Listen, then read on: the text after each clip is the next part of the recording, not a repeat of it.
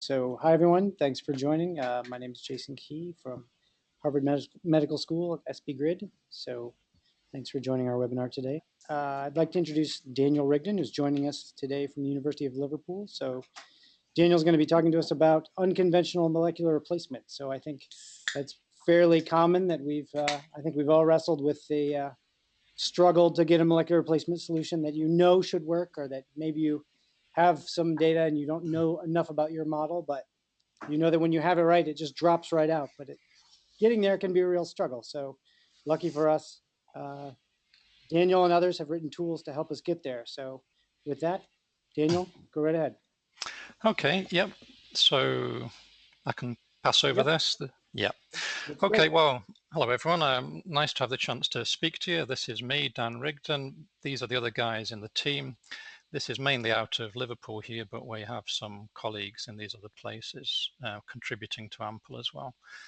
So I'm very much going to focus the talk on what you're really interested in, which is when AMPL works and how can I use it and so on. But I'm just going to introduce it briefly to set it into context and sort of give you an idea, a little bit of a taste of how it works, the insides of AMPL really, because that will help you understand when and how to use the program.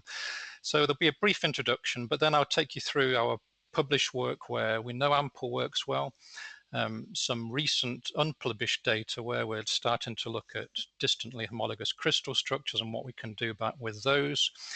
And then we'll talk about the practicalities of different ways of using AMPL, how long it takes, and where you can find more information about it. So there we go. So just to set it in context, really, you all know this, that you only measure the intensities in an X-ray crystallography experiment, so you need to get the phases from somewhere else. A very popular computational method, of course, is molecular replacement. Conventionally, that's done with either related crystal structures or sometimes with homology models. Where AMPL is cited is in this sort of unconventional side of thinking, what else can we try as search models that might just work for our molecular replacement? And so AMPL is all about using ab initio models, but also applying that the same kind of methodology that we process those ab initio models with to other kind of structures as well, as I'll show you. Sorry, I keep pressing the button. I need to use the mouse. Okay, so this is a kind of overview of AMPL. AMPL is really a pipeline. AMPL is about generating search model ensembles. So you probably know that ensembles often work better than single structures. So we like to superimpose related things, and that can be dealt with quite cleverly by molecular replacement programs. Downstream of that, AMPL simply calls a lot of other excellent crystallography software to do the actual job of molecular replacement. So we use Mr. Bump with either phaser or molrep. We give the result of that to ShellX, and ShellX not only does that excellent sort of phase modification and tracing, it also gives us very useful statistics that tell us whether it worked or not. The molecular replacements worked. I'll mention those a little bit more later on. And we can take those within AMPL to further rebuilding and sequence docking with Buccaneer or ARP-WARP. So the only real clever bit of AMPL is generating these search models in unusual ways. And we started off with ab initio modeling, so you can give AMPL a sequence, and if you've got Rosetta installed locally, you can use it to generate ab initio models, and AMPL will generate ensembles, search model ensembles from them. More recently, we've explored the contact-assisted ab initio. I'll explain a little bit what that is later on. That allows you to address larger proteins, more difficult proteins, and we found that using this ab initio approach, we can solve small globular proteins like this, but also it works very well with coiled coils. So we started off with modeling, but AMPL more recently has also turned and looked what can be done with experimental structures. So here we have an NMR ensemble, which we can deal with in a very similar way and generate search model ensembles. And these are approaches that we're developing, unpublished approaches to dealing with distantly homologous crystal structures, and either superimposing them where you have several, or using a kind of clever bioinformatics where you don't. And I'll mention those briefly a bit later on. So just to give you a taste of what AMPL does inside with the models that you provide to it. And it's all about these keywords at the top, clustering and truncation, to generate these ensemble search models. So if I talk first about how AMPL started, it was exploiting ab initio models generated with a program like Rosetta or Quark, and I'll come back to Quark later on. So ab initio models, you probably know, are what you can try and build when you can't recognize any relationship between the sequence that you're interested in and any known template in the PDB. So if you can't do your regular homology modeling, ab initio models is what you try. So we were thinking of ab initio modeling to allow you to solve novel folds and very divergent folds using molecular replacement. So you can build a bunch of these ab initio models. They work by assembling fragments from unrelated crystal structures. And you do, with ab initio modeling, you generate hundreds or even thousands of these. And they turn out more or less different. So you get a set of these models which can be quite different one from the next. And the first clustering is really to help you pick out what you would consider a candidate fold prediction. So what you hope is that a large proportion of those models actually sort of more or less similar to each other, and you can cluster them together with a program like Spica. And then we take those as a sort of candidate fold prediction. And the other clever thing that we do is rationally truncate those ensembles. I say rationally because it turns out that you can predict which are the good bits of your models and which are the bad bits. And the good bits are where the models agree. So down at the bottom, it looks a little bit more homogeneous, as you can see. And the bad bits, the likely inaccurate parts, are where they diverge. And so we can recognize that and quantify it, and we can trim off the bad bits, and we can trim down to 50% or 30% or tiny chunks. And we do that in a graded way from 100% down to only 5% of our starting point. So obviously we end up with little truncated bits and pieces, but we're sampling across quite a large size range, and that turns out to be important for AMPL success. Then there's a second clustering step, which is really just to pick out things that are sufficiently homogeneous to be considered as search models. We do that at 3 different thresholds. Then we treat side chains in different ways. And you can see in all this combinatorial way, we can generate quite a large number of ensemble search models from a single cluster of ab initio models. That set is fed to Mr. Bump, like I say, and passes through the whole of the rest of the pipeline. So that's really just how it works. Our first result, here we are. So we tested it on quite a large number of, you'll see along the bottom here, the protein length. These are quite small proteins, but it is worth remembering that a typical protein domain is actually around 120 residues. And what we've got here are in each bin of sizes, the column on the left is showing us success, and it's color-coded according to fold class, and the column on the right is showing us failure. And so overall, in this large set, we solved about 40%. And I just mentioned in passing those important Shell-X criteria that we use, the Shell-X correlation coefficient of greater than 25%. That's a very good guide as to whether your molecular replacement has worked.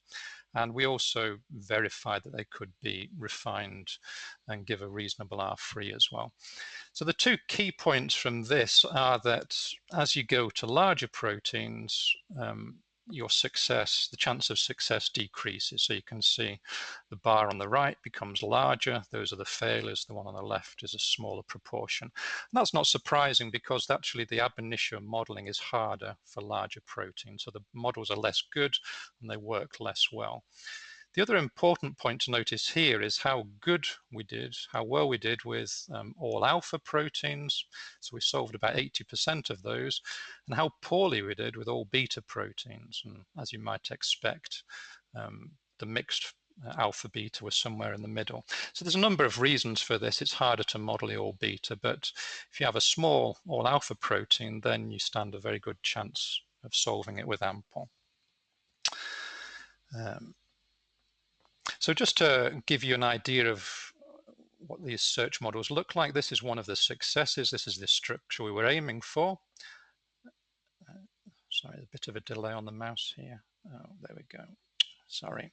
So this was a set of original ab initio models. You can see them superimposed, and you can see that this red part here agrees pretty well. The green and the blue parts are very divergent. And so we recognize this. We say we believe more in this red part. We don't trust the bit at the back.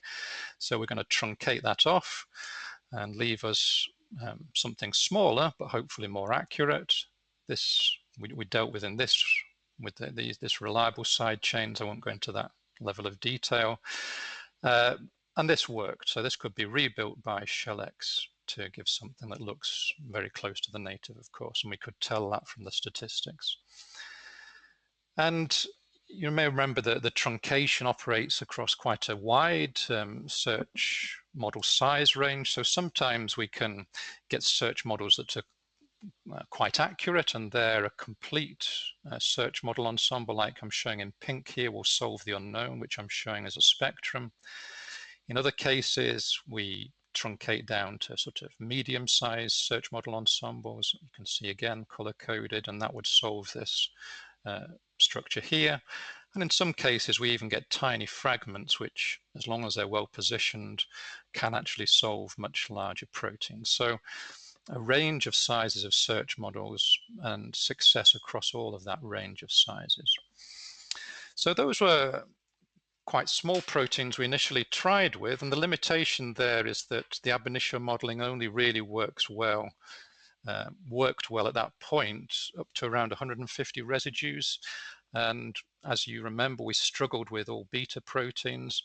What we've done recently is exploit a new source of information from bioinformatics to help get better models. I won't go into too much detail. You've probably heard about this. It's called direct coupling analysis. So when you have a sequence of interest for which you can get a large multiple sequence alignment, you can actually infer contacts from that. And what you infer, you detect the covariance and you infer that as meaning that the residues are in contact. And of course, that extra information helps you make better models. So we wanted to see if we could exploit this in AMPL, make better models. We particularly were interested in this method, BB contacts, because that's specific for beta structures. And you remember we did very poorly with beta proteins. This just shows some results that are submitted, which show how you can solve larger and more beta-rich proteins with AMPL with the benefit of these contact prediction information. So you've got color-coded fold classes here, and the filled ones are the ones that we could succeed at, either without information or with the benefit of these contact predictions. So if you look at the red ones first, they're the all alpha ones. You can see that even without extra information, we can solve larger structures of all alpha. So AMPL is particularly good with all alpha proteins. But you can see a case here, the actual largest in our set, where we needed the benefit of PCONs 2. That's one of these contact prediction methods. We need that extra information in order to solve that structure. The other thing, we still struggle with all beta a little bit, although we do solve more with the benefit of the contact information.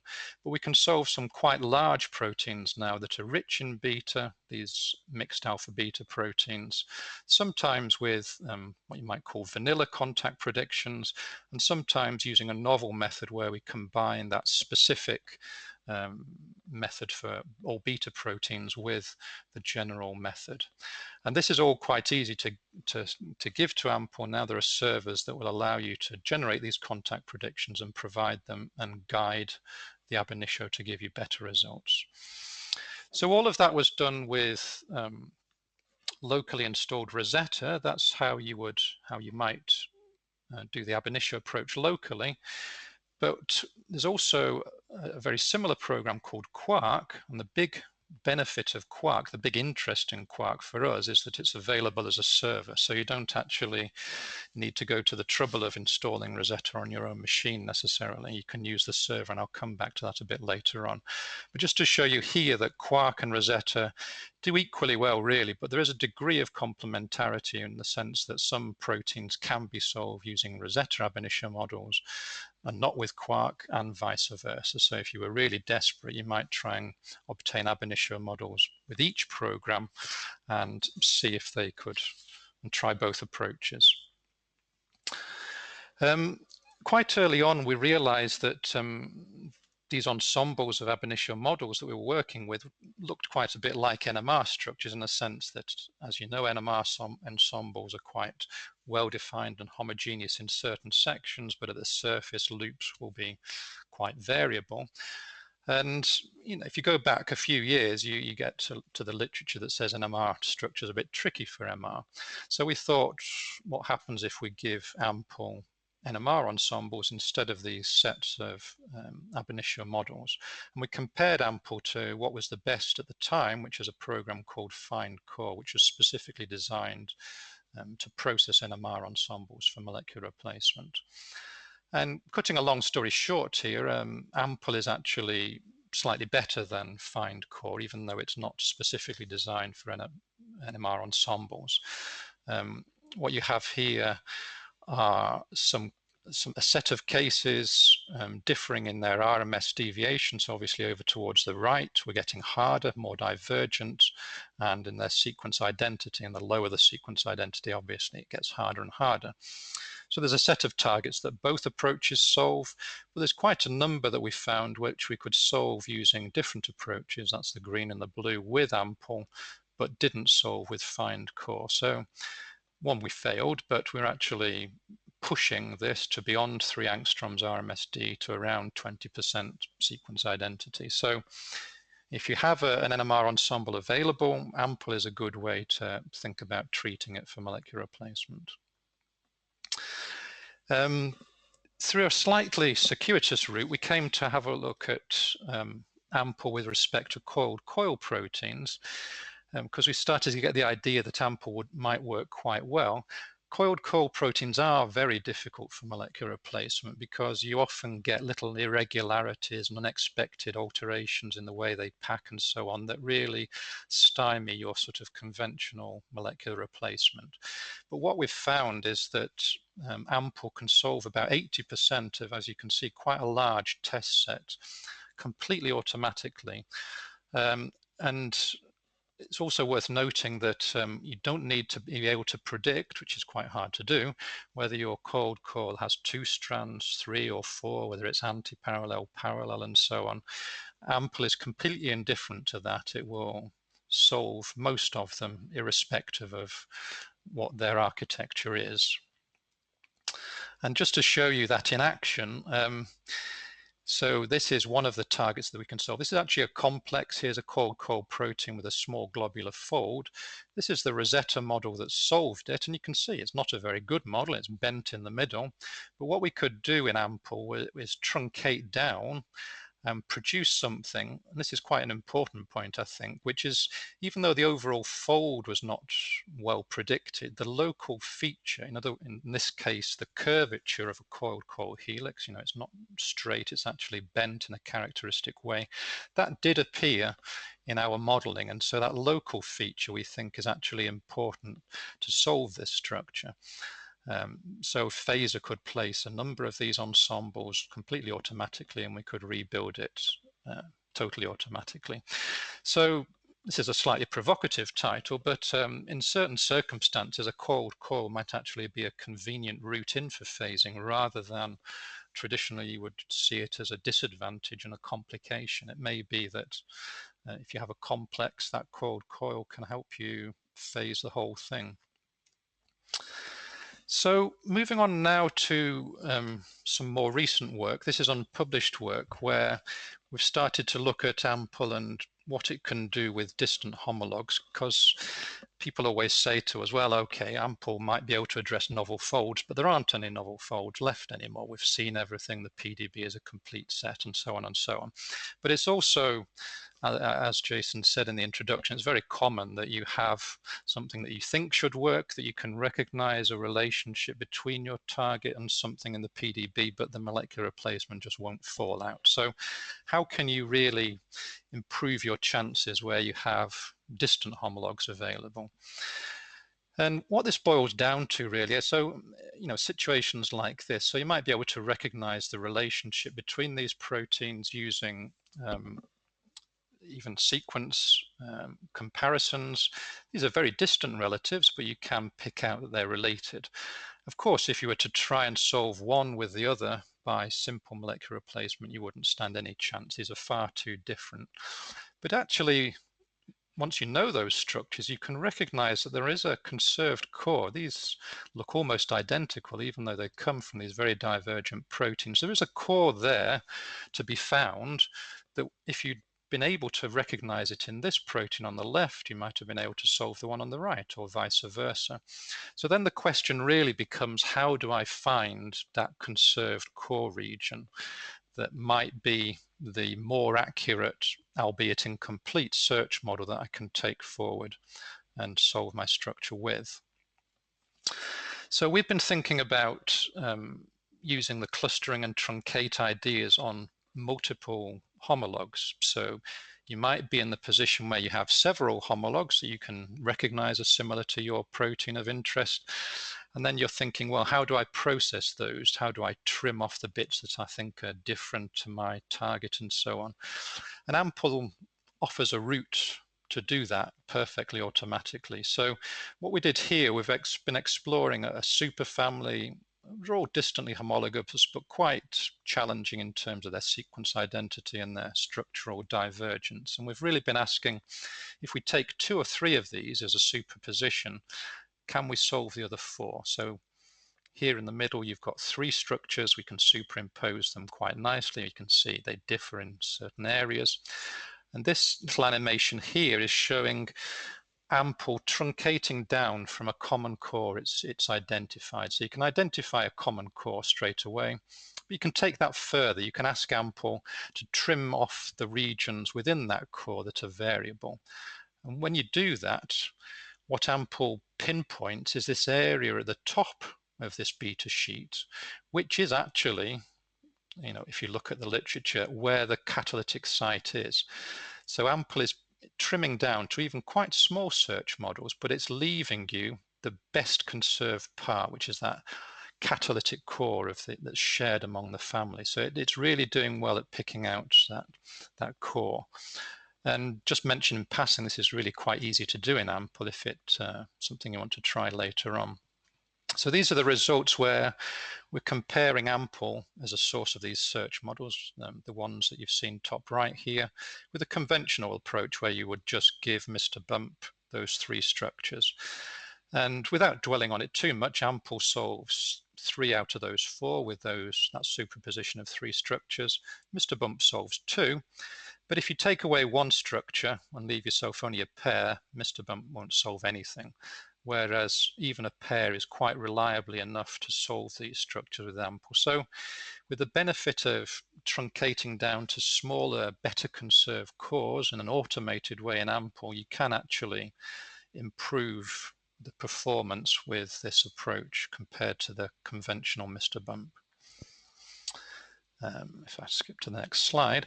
So that's okay, that's all well and good if you have several homologous structures to work with, but we've also been wondering what happens in that situation where you only have 1 distant homolog. How can you try to identify in an automated way, without any prior knowledge, what is the best conserved region in that structure that's most likely to be shared with your unknown target you're trying to solve?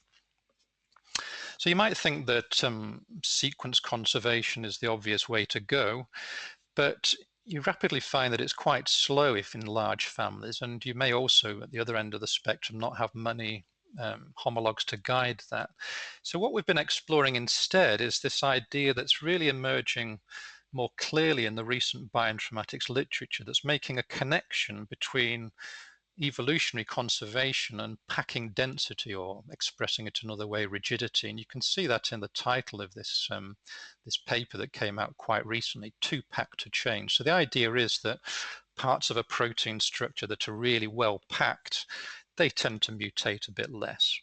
And so what we can do is try and use those measurements of rigidity or flexibility, the flip side of that, as a kind of proxy for conservation, and use that information to truncate a single structure. So we're trying various approaches actually, but one that's very promising right now is a program called Concord, which was developed quite a while ago for completely different reasons, and I'll show you this in action in a second. What this does is reflect rigidity. It sort of illustrates rigidity as variability in an ensemble. So this is the reason we like the Concord results, because they generate ensembles, and we think ensembles are good. AMPLE works well with ensembles. So how does Concord work? Without going into any details, it takes a single structure here. And it will look at the contacts, the packing interactions throughout, code those up, and then starting from random conformations, it will produce an ensemble of structures which actually obey the set of contacts you calculated from your structure. So what you see, of course, is that regions that are not contacting very much will come out of that process as very variable. Whereas here, the catalytic site, which is very rigid at the top of this sheet here, that's well packed, many restraints, and therefore that comes out of these Concord results pretty much homogeneous. And so we get an ensemble like this. We can feed it to AMPLE. AMPLE is going to truncate down from these most variable regions first. You may remember I said that the catalytic site is at the top of this beta sheet, and you can see again, based on this single structure, that the information we have in this ensemble allows us to pinpoint that well-conserved real catalytic core. And that's hanging around as all of the rest is truncated. So that's our search models that we're going to try. We set up a competition against Olga's search models. Olga, you may remember, is part of the AMPLE team. She had a look at this structure for us and said, well, if I was going to try and solve things, I would try with these trimmed versions of this structure. So we said, how do these manually derived, expert derived search models compare against this set which AMPLE has produced for us? And again, it's that same family. These are very divergent homologs. You can see 20, even less % ID, a range of lengths, relatively normal resolution. The conventional molecular replacement only solves one of these, whereas Concord, or rather AMPLE, working with those Concord results, it solves 5 out of 6. And it does that by, in many cases, truncating down to really quite small search models. So this up here has, I think, 260 residues in. And to get it to solve this structure, you need to trim that down to 77. That's way beyond anything a crystallographer would think of doing. So this is not something that would be amenable to a manual approach. You really need to take advantage of the automated sampling within AMPLE. And you can see a number of structures only solved with quite small, highly truncated search models, as is illustrated at the bottom here. So that's enough about the sort of context that you might think of using AMPLE in. I'm just going to finish by saying how to use AMPLE, ways to access AMPLE. So there is a server for AMPLE at the CCP4 online website. You know AMPLE is part of the CCP4 package. The server is an incredibly convenient way to do it because it can take a single file from the Quark server and run the molecular replacement for you. So this Quark server, you remember, it will do ab initio modeling, but it will also do a very good job in cases of distant homology, where you may recognize a few distantly related crystal structures, but they're not working easily for you. Quark will use that information to generate models for you. It takes sequences up to 200 residues. There are hints that it might even work with membrane proteins. It takes about 12 hours to come back with a result. So, you can quickly pop off your sequence to Quark. It will give you back a tar.gz file, which you can run at the AMPLE server. So that's the most convenient way. You can also do it through CCP4i GUI, or at the command line. There are many command line options, which you can see by running ample.py and then just minus. But in simple cases, all you need to give ample is a sequence, your MTZ file, and a directory that contains models, and it will go and do the rest for you. Just to reiterate the kind of cases where you might want to consider using ample. So if your target looks like a novel fold or is extremely divergent and it's not too large, so by not too large, I mean less than 150 residues for ab initio, but if you have contact information, you might go up to about 250 residues.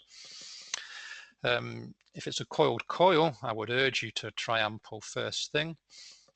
We're working on transmembrane helical proteins, and we feel it's going to be good, but I haven't got any good results to show you there, or finalized results. That's work in progress. If you have one or more distantly homologous crystal structures, you can try those approaches at the end, either superimposing where you have many crystal structures, or that Concord approach. It takes about half an hour to generate a Concord ensemble. This is free software, very easy to run, by the way. And of course, if you have an NMR structure, then I would also urge you to try ample. So I mentioned the server. That's the easiest for NMR structures, Concord structures. You can give the server a zip file or a tar.gz file with any kind of structures in it, as long as they all have the same sequence. So it doesn't care if they came from Concord, NMR, or ab initio. You get extra flexibility at the command line, so that's the easiest way if you want to use local Rosetta and give it extra information and so on. People look at ample and think it's terribly complicated, it must take forever, but it rather depends. If you have pre-calculated models from the Quark server, for example, then running the molecular replacement will typically take an hour or two on the CCP4 online server. I mentioned the Quark server is relatively good at the moment. Local running time depends a lot on the size of your protein, on resolution, and so on. But if you get the fragments from Rosetta to do the local modeling, I haven't gone into that. That's a kind of necessary precursor step to the Rosetta modeling. Then on a multi-core workstation, which is what you might typically have these days, up to a day, you might even get the result overnight. So it really isn't one of these things that requires a cluster or a supercomputer. You can give it a go in a day or two. And these are just the papers where we've published that work, the original one and these others. We're working on a website because we're conscious that the information on the web is not good at the moment. That may be a few weeks or months, but that should be coming soon. And I think that's all I wanted to say. Happy to take any questions, and yeah, thanks for listening. Great. Thanks, Dan. I urge everybody who wants to get started with ample, take a look at the wiki page. I think it's actually pretty good to get started, especially if you need to use any specialty options, or if you want to run on a local cluster at your site. You've got Sun Grid Engine and LSF family schedulers are supported. So that information is there. And if anyone has questions, you can send them to me by chat, or you can raise your flag. The flags are in the More menu, which has got the 3 dots in the bottom right corner of your window. So if you raise your flag, I can unmute you. And we have a question here locally. So 2 questions locally, actually. So the first one would be, how many trial confirmations would you normally generate with either Rosetta or Quark before you start feeding them into ample? Yeah, well, Quark you don't have any control over. That's a server. I don't actually know how many it makes. I think by default ample will generate 500.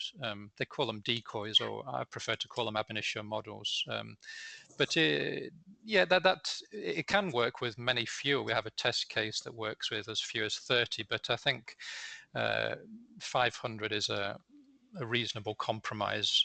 I think the Baker group themselves would use thousands these days for their own purposes, but for these particular purposes, this quick finding a fold and making an ensemble 500 is fine. Okay. That is much lower than I would have expected from hearing the Rosetta dependency. And sorry, were you going to say something there? Well, only to reiterate that yes, I think in very hard cases you might want to try more, but I guess if you tried 500 and it didn't work for you, and you thought the modeling was limiting factor in that case, you might, if you have patience and CPU, you might try, a couple of thousand. I guess we haven't really looked too much at that, actually. There are so many parameters within an ample that it's very hard to do a combinatorial analysis of every single one, but we kind of struck on that, and it seems to work well in most cases. So my second question would be, is there any type of, how does the runtime scale in terms of the protein size, and are there any, is there an upper limit beyond which it becomes unfeasible? Well, the upper limit is really, the upper limit depends a lot on where your search, how your search model is being generated. If you're superimposing crystal structures, then they can be of any size. That's very straightforward. And then the size is not an issue. The size is mainly an issue where you're doing the ab initio modeling locally, because it takes, ab initio modeling of a larger protein, 150 residues will be considerably slower than 100 residues. But once you're past that, then the rest, for a single molecule in your asymmetric unit, I don't think the size is an issue beyond that point. Okay, great. Thank you very much. Okay. I have a question. Is it possible to, or are there any plans to implement searches with multiple models? Given the number of software titles that are sort of in the pipeline, I could see that might be complex, but. When you say multiple models, do you mean you've got several chains in your crystal structure? Yeah, let's say you have, a heterodimer or something. Yeah, well, that's something. Ample is sort of intimately connected with Mr. Bump, which is, and we often think that Mr. Bump ought to be more intelligent and flexible in accepting multiple chains. I think Balbez does, for example, already, but Mr. Bump doesn't. So no, at the moment with Ample, it's try and solve one and then give that as existing information as a placed first subunit to try and find your second one. At the moment, it's a stepwise process, but in time we will try and address that. Yeah. So what's next for Ample? What sort of new features, and where are you headed with molecular replacement now? Well, we're quite excited about these these ways of trying to maximize the value of single distant homologs. I showed you the Concord, but we have a number of other ways in which we're thinking of doing that, some of which are even quicker than Concord and seem to work reasonably well. We're also looking at like transmembrane proteins, like I say, and we're also benchmarking better different contact prediction software. I mentioned how valuable that can be. At the moment, there are different servers for that, and it turns out you need to encode that information in slightly different ways to make the best of it. So students working on that. And we're also looking at ways of trying to combine weak molecular replacement solutions with weak experimental data. So sulfur SAD, for example, so where you have perhaps placed some ample search model well enough to contribute something, but it's not enough in itself to solve the structure. Can you give that as a starting point and let some weak phasing information act synergistically with that and solve your structure? So we're thinking of that kind of intersection as well, thinking of the sulfur SAD that's quite common these days, but often quite weak. So yeah, that's another avenue. That sounds very promising. Great. Thank you very much for a great webinar, and I'll follow up with you offline. Okay, that's a pleasure. Thank you everyone for joining. Yeah, pleasure.